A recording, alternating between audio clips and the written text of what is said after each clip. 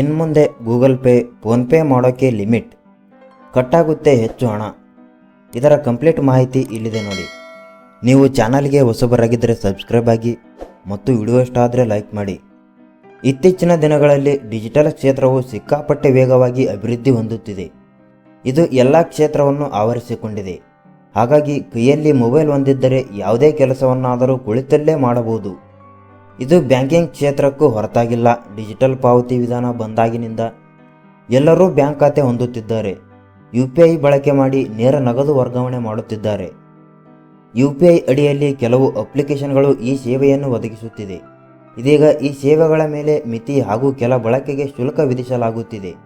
ಈಗ ಆ ವಿಚಾರದ ಕುರಿತು ತಿಳಿದುಕೊಳ್ಳೋಣ. NPCI 2016ರಲ್ಲಿ ಈ ಡಿಜಿಟಲ್ ಪಾವತಿ ವಿಧಾನವನ್ನು ಪರಿಚಯಿಸಿತು. ಸದ್ಯ ಎಲ್ಲೆಡೆ UPI ಪಾವತಿ ವಿಧಾನ ಚಾಲನೆಯಲ್ಲಿದೆ. UPIನಿಂದ ಪಾವತಿ ವಿಧಾನವು ಅತ್ಯಂತ ಸರಳ ಹಾಗೂ ಜನಸ್ನೇಹಿಯಾಗಿರುವುದರಿಂದ ಬಹುಬೇಗ ಪ್ರಚಾರ ಪಡೆದುಕೊಂಡಿದೆ.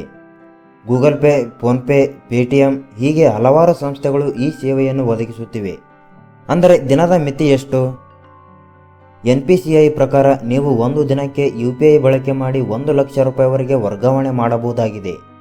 UPIನ ದೈನಂದಿನ ಗರಿಷ್ಠ ವರ್ಗಾವಣೆ ಮಿತಿಯು ಬ್ಯಾಂಕ್ನಿಂದ ಬ್ಯಾಂಕಿಗೆ ವರ್ಗಾವಣೆ ಮಾಡುವುದಾದರೆ 25,000 ರೂಪಾಯಿ ವರ್ಗಾವಣೆ ಮಾಡಬಹುದಾಗಿದೆ.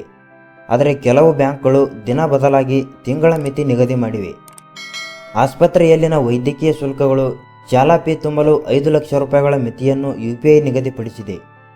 NPCI ನಿರ್ದಿಷ್ಟ ವ್ಯಾಪಾರಿ ವರ್ಗಕ್ಕೆ ಮಿತಿಯನ್ನು ಹೆಚ್ಚಿಸಲು ದೇಶದಲ್ಲಿರುವ ಎಲ್ಲ ಬ್ಯಾಂಕ್ಗಳು UPI ಸೇವೆ ಒದಗಿಸುತ್ತಿರುವ ಸಂಸ್ಥೆಗಳಿಗೆ ಈಗಾಗಲೇ ನಿರ್ದೇಶನವನ್ನು ನೀಡಿವೆ.